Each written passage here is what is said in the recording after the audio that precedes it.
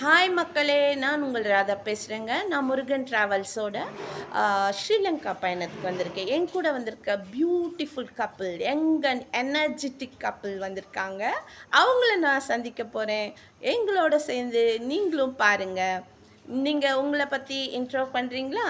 First, thank you for your compliments, young and energetic. Thank you. Okay, I am Vijayashmi Tyagarajan from Mambakam, Tambaram area. Super. Sir சொல்லுங்கள்.